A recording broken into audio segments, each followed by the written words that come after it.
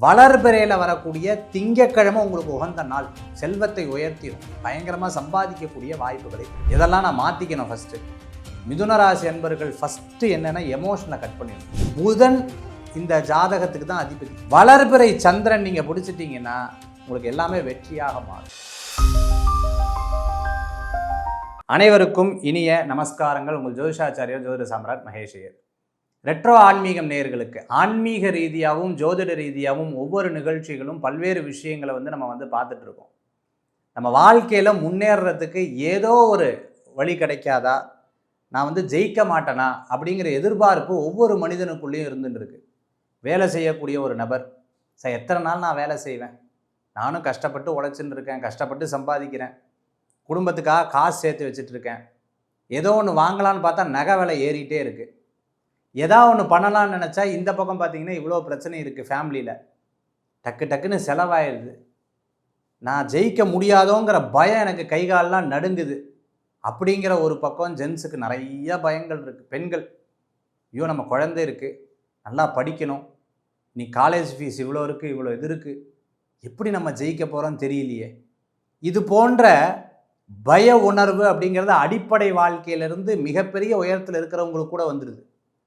ஏன்னா என் குழந்தை வெளிநாட்டில் போய் படிக்கணும், நல்லா வரணும், நல்ல டாக்டர் ஆகணும், நல்ல ஒரு இன்ஜினியர் ஆகணும், மிகப்பெரிய ஒரு தொழிலதிபர் ஆகணும், என்னுடைய தொழிலை அவன் எடுத்ததை கொண்டு வரணும். இப்படி எத்தனையோ விதமான கனவுகள், எதிர்பார்ப்புகள். நான் கஷ்டப்பட்டுட்டேன் சார், என் குழந்தைய கஷ்டப்படக்கூடாது, இதுக்காகவே நான் உழைச்சின்னு இருக்கேன் 24 மணி நேரம், ஆனால் அது பிரயோஜனமாக மாறணுமே அப்படிங்கிற ஒரு எண்ணங்கள் ஒவ்வொரு மனிதர் வாழ்க்கையிலையும் வருது இல்லைங்க. அப்போ இதுக்கு இப்படி நம்ம சொல்லிகிட்டே இருக்கோம், பேசிக்கிட்டே இருக்கோம், பிரயோஜனமாகுமா? கிடையாது. ஜாதகத்தில் ஒவ்வொரு பாவத்துக்கும் ஒவ்வொரு கிரகத்துக்கும் ஒரு தனித்துவம் இருக்குது. உங்கள் ஜாதகத்தில் 2ஆம் இடம் பலம் இல்லை அப்படின்னு சொல்லிட்டா நீங்கள் என்னதான் ஓடினாலும் என்னதான் கனவு கண்டாலும் அதில் ஒரு குறைபாடுகள் இருக்கும். நிறைய பேருக்கு சொல்லலாம், சார் எனக்கு ஃபேமிலியில் விட்டா போதும் சார், நான் ஜெயிச்சிடும், என்கரேஜ் பண்ணுறதுக்கே ஆள் இல்லை. அப்போ 2ஆம் இடம் கெட்டு போயிடுச்சு. 2ஆம் இடம் குடும்பம், வாக்கு, ஃபினான்ஷியல் பொசிஷன், 2ஆம் இடம் சம்பாத்தியம், 2ஆம் இடம் உங்கள் மனித வாழ்க்கையில் ஒரு முன்னேற்றத்தை கொடுக்கக்கூடிய ஒரு இடம். இப்போ என்ன சார் 2ஆம் இடம்னா என்ன? ஜாதகத்தில் 2 இடத்த 2ஆம் இடமாக எடுத்துக்கலாம். ஒன்று பார்த்துட்டீங்க அப்படின்னு சொன்னால் லக்னம்னு போட்டிருக்கோம், அந்த லக்னத்தை 1 அடுத்து 2ஆம் இடம், இது ஜாதக கட்டத்தில் இருக்கும்.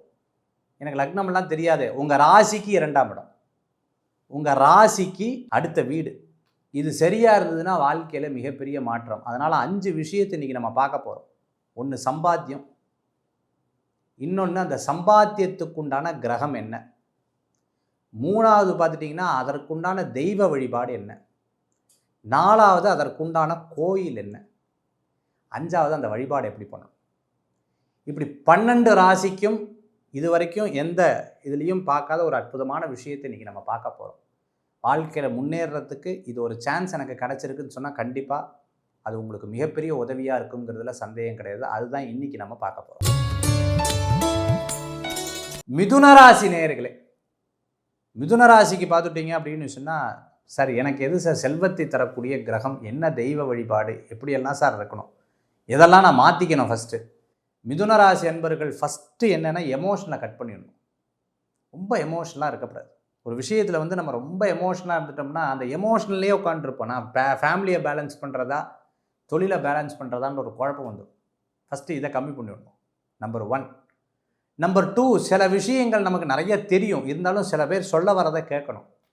எப்பவுமே உங்களுக்கு ஆப்போசிட்டில் இருக்கிறவ பயங்கர புத்திசாலியாக இருப்பா அப்படின்னு ஒரு எண்ணத்தை மனதில் கொண்டு வந்து அவள் என்ன தான் சொல்கிறான்னு முழுசாக கேட்கணும். சில பேர் லெக்சர் அடித்து பேசிகிட்டே இருப்பா, அப்படி பேசக்கூடாது, கொஞ்சம் கவனிக்க வேண்டும். டெக்னாலஜிக்கெலாம் நிறையா தெரிஞ்சுக்கணும். புதன் இந்த ஜாதகத்துக்கு தான் அதிபதி. ஆனால் செல்வத்தை கொடுக்கக்கூடிய மிதுன ராசிக்கு பார்த்துட்டோம்னா சந்திரன் தான் ப்ளஸ். வளர்பிறை சந்திரன், உங்களுக்கு வளர்பிறை சந்திரன் நீங்கள் பிடிச்சிட்டிங்கன்னா உங்களுக்கு எல்லாமே வெற்றியாக மாறும். வளர்பிறை சந்திரன் உங்களுக்கு உகந்தது. வளர்பிறையில் வரக்கூடிய திங்கக்கிழமை உங்களுக்கு உகந்த நாள். செல்வத்தை உயர்த்திடும், பயங்கரமாக சம்பாதிக்கக்கூடிய வாய்ப்புகளை கொடுக்கும். பயங்கரமாக சம்பாதிக்கக்கூடிய வாய்ப்பு என்ன சார் நான் வழிபாடு பண்ணலாம்?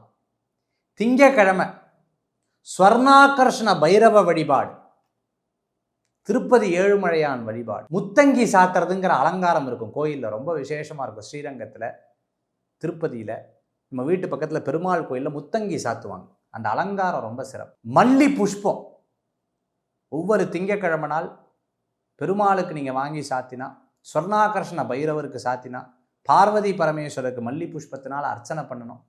அதே மாதிரி அபிஷேகத்தில் உங்களுக்கு பால் அபிஷேகம் ரொம்ப உகந்தது. இப்படி இந்த திங்கக்கிழமை நாள் இறைவன் கொடுத்த வரப்பிரசாதமான நாள், அதுவும் வளர்பிறையில் வரக்கூடிய திங்கக்கிழமை. சார் எது சார் சரியில்லாமல் இருக்கும்? சனிக்கிழமை நாள் ஏதேனும் ஒரு காரியங்கள் பண்ணால் அதில் சில தடங்கல்கள் வரலாம். சில தடங்கள், பாக்யாதிபதி தானே சனி பகவான், ஆனாலும் ஏன் சார் எஸ் அஷ்டமாதிபதியாகவும் இருக்காரு. அதனால் அதில் சில நேரங்களில் நம்ம அந்த மாதிரி ஏதாவது ஒரு விஷயம் பண்ணியிருப்போம், அதனால் கடன் வந்திருக்கும், சில பிரச்சனைகள் வந்திருக்கும். ஏதேனும் முதல் முயற்சிகள் பண்ணும்போது சிலது சனிக்கிழமை நாள் நம்ம பண்ணியிருப்போம், அதனால் சில தடைகள் கூட வந்திருக்கலாம் இல்லையா?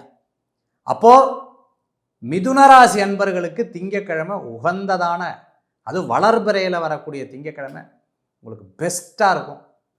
நான் சொன்ன இந்த விஷயத்தை மாற்றிக்கொண்டால் மிகப்பெரிய மாற்றங்கள் உங்களுக்கு கிடைக்கும். சரி, எதுக்காக இந்த டாப்பிக்கை நம்ம எடுத்து பேசினோம்? நான் ஏற்கனவே சொன்ன மாதிரி நிறைய ஜாதகம் பார்க்கக்கூடிய ஏராளமான நபர்கள் வராங்க. வரும்பொழுது முக்கியமான சிரமங்கள் நிறைய அனுபவிக்கிறாங்க. ஒரு அம்மா அன்னைக்கு, சார் பொண்ணுக்கு கல்யாணமெல்லாம் ஏற்பாடு பண்ணிட்டேன், எல்லாம் பண்ணிட்டேன், பயமாக இருக்குது, கை காலெலாம் நடுங்குது சார். ஏம்மா என்னம்மா ஆச்சு? ஃபிக்ஸ் பண்ணிவிட்டேன் டேட்டு, மண்டபத்துக்கு 10,000 20,000 பணம் கட்டியாச்சு, மீதி கட்டுறதுக்கு கைகாலெலாம் விரைக்குது சார், என்ன பண்ணோன்னு தெரில, பயமாக இருக்குது. அப்போ நான் சொல்கிறேன், அம்மா உங்கள் ராசி இது, உங்கள் பொண்ணு ராசி இது, இந்த தெய்வத்தை நல்லா வேண்டிக்கோங்க, கண்டிப்பாக நடக்கும். நம்பிக்கை தானே, திக்கற்றோருக்கு யாருங்க துணை? தெய்வம் தான் துணை. நாலு நல்ல வார்த்தை சொல்லும்போது அவங்களுக்கு ஒரு பெரிய மன திருப்தி ஏற்படுது. இப்போ இது இருக்கு, வேண்டிக்கோங்கன்னு போய் வேண்டிக்கிறாங்க, அதை பூஜையை பண்ணுறாங்க, ஸ்ரத்தையாக இருக்காங்க, நம்பிக்கை வைக்கிறாங்க.